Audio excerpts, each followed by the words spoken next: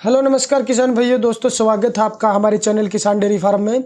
तो दोस्तों इस वीडियो में हम बात करेंगे कि गाय भैंस पे आप पशुपालन के लिए लोन किस प्रकार ले सकते हैं।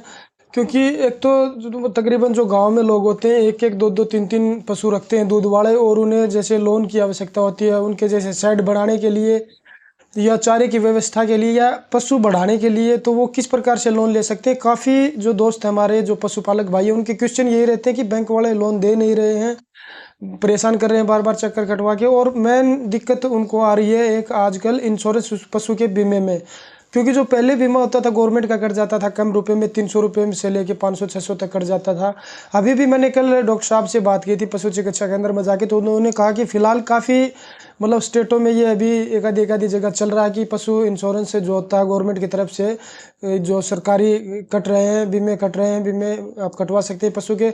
लेकिन अभी फ़िलहाल क्या हो रहा है कि ये कट नहीं रहे हैं। पिछले साल की अगर बात करें तो मैंने जैसे पशु लोन का चल रहा था कोई, उसमें पीएनबी से लोन था, तो वो उसमें 1800 रुपये का एक साल का पशु बीमा उन्होंने काटा था। और फिलहाल क्या हो रहा है कि फ़िलहाल 3000 रुपये में एक साल का बीमा पशु का कट रहा है। और काफ़ी जगह पे मतलब 2800 में भी कट रहा है और 2500 में भी कट रहा है। तो आप मान के चलो जहाँ से आप जिस भी बैंक से प्राइवेट या सरकारी से लोन लेते हैं, तो उसमें फ़िलहाल जो इंश्योरेंस होता है पशु का वो आपका कट रहा है 3 साल का, इकट्ठा काटते हैं वो 3 साल का 8,500 या 9,000 रुपये का 3 साल का होता है। तो अगर आप जैसे एक भैंस का 80,000 का लोन ले रहे हैं, तो उसमें क्या होता है 80,000 के लोन में वो जो 9,000 का आपका बीमा होगा वो 89,000 कर देंगे जैसे, और 89,000 रुपये बैंक की तरफ से आपको मिलता है। ठीक है, तो उसी प्रकार गाय का अगर लेते हैं तो गाय पे 60,000 का मिलता है, और भैंस पे लेते हैं तो भैंस का 80,000 का लोन मिल रहा है। और फिलहाल अगर सरकारी बैंक की बात करें तो पीएनबी और एसबीआई ये बैंक काफ़ी लोन दे रहे हैं। और प्राइवेट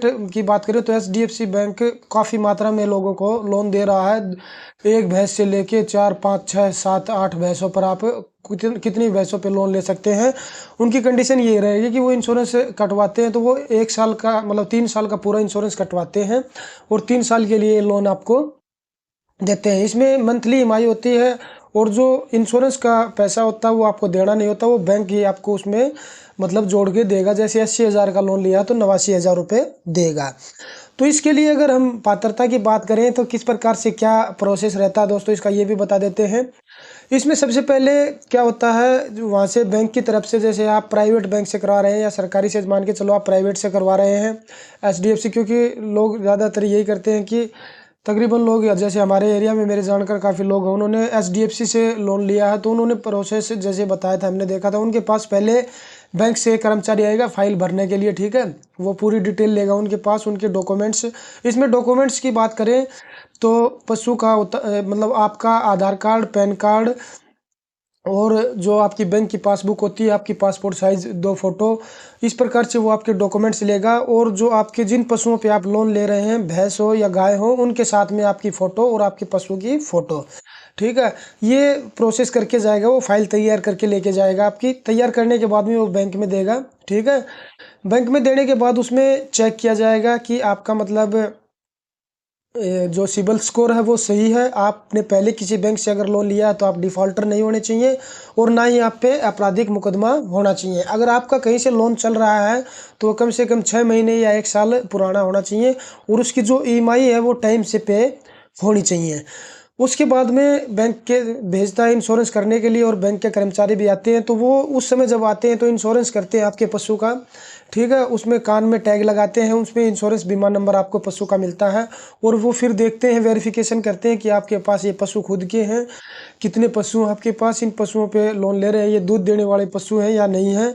आपका शेड देखते हैं, मतलब रखने की जगह कैसी है आपके पास, कितने पशुओं की व्यवस्था है, चारे की क्या व्यवस्था है, अगर आप दूध सेल कर रहे हैं या फिर और कोई प्रोडक्ट बना रहे हैं, या मतलब उनका घी इकट्ठा करके बेच रहे हैं, इस तरह का मतलब वो देखते हैं कि ईएमआई ये पे किस प्रकार से करेगा, पशुओं का दूध बेच के कर रहा है या कोई अन्य सोर्स से इसके पास है। तो इस बेस पे वो वेरिफिकेशन करके जाते हैं, फिर बैंक में जाते हैं। उसके बाद में आपके लोन का प्रोसेस शुरू होता है, केवाईसी होती है, और पूरा सब कुछ होने के बाद में फिर जब आपके मतलब लोन अप्रूव होता है, उसके बाद में एक बार फिर टीम आपके पास वेरिफिकेशन के लिए आती है, और वो देखती है कि पशु आपके पास हैं, ठीक ठाक हैं, सभी पशु हैं जिन पे आप लोन ले रहे हैं, उनमें टैग है कान में, मतलब पूरा वेरिफिकेशन करते हैं। और आड़ोस पड़ोस में भी वो पूछ सकते हैं कि इनके पशु हैं या कहीं मतलब वैसे ही रख रखे हैं, तो काफ़ी सिस्टम चला हुआ आजकल, तो पूरी वेरीफाई करते हैं। और अगर इसमें जैसे वो होने के बाद में, वेरिफिकेशन पूरी होने के बाद में वो लोन आपका अप्रूव हो जाता है, और इसका प्रोसेस कम से कम 15 दिन का होता है, और वो आपके बैंक अकाउंट में फिर ट्रांसफ़र कर दिया जाता है। इसके बाद क्या होता है, इसके बाद दोस्तों जैसे सब्सिडी वाले लोन होते हैं, तो काफ़ी स्कीम में गवर्नमेंट की स्कीम होती है, उसमें 5 साल तक का भी लोन, बुफेलो का लोन होता है, जो भैंस का लोन होता है, गाय का, वो करते हैं। तो उसमें क्या था, जैसे 5 साल वाला जैसे लोन हमने भी वो लिया था, बताया था। तो उसमें क्या था कि जो लोन अमाउंट था 80,000 का पर भैंस का, उसमें मतलब 20,000 रुपये की सब्सिडी थी, तो उसमें 60,000 ही भरना था, और ब्याज उसका लगा के वो अलग था जैसे ब्याज। और इस तरह से अगर जैसे सब्सिडी के लोन होते हैं गवर्नमेंट के, अलग अलग होते हैं, उसमें काफ़ी लोन्स में तो क्या होता है कि जो पशुपालन लोन लेते हैं उसमें सब्सिडी पे मिलती है, जो ब्याज में मिलती है काफ़ी लोन में, और काफ़ी लोन में क्या होता है लोन अमाउंट में मिलती है। तो स्कीमें अलग अलग हो सकती हैं दोस्तों, पशुपालक भाइयों। तो आप स्कीम के बारे में जानकारी लें पहले जाके, कि आपको किस स्कीम के तहत आप लोन ले रहे हैं। वो पशुपालक जो पशु केंद्र होता है, पशु विभाग होता है, या बैंक होता है, तो वहाँ जाके आप ये जानकारी ले सकते हैं। डॉक्यूमेंट्स में हमने आपको बता ही दिया है, क्लियर कर देते हैं फिर से एक बार।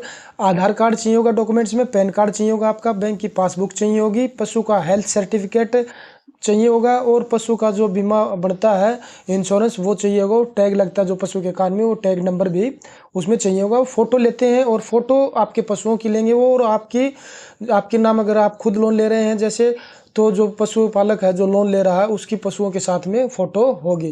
तो ये सभी डॉक्यूमेंट्स चाहिए होंगे। पात्रता हमने आपको इसमें बता दी है, ब्याज बता दिया है, लोन बता दिया कितना आप पशु पे ले सकते हैं। तो जानकारी अच्छी लगी हो तो वीडियो को शेयर करें, चैनल को सब्सक्राइब करें, और कोई भी क्वेश्चन आपका है हमारे लायक तो आप कमेंट कर सकते हैं, हम आपको आंसर कमेंट में ज़रूर देंगे। धन्यवाद दोस्तों।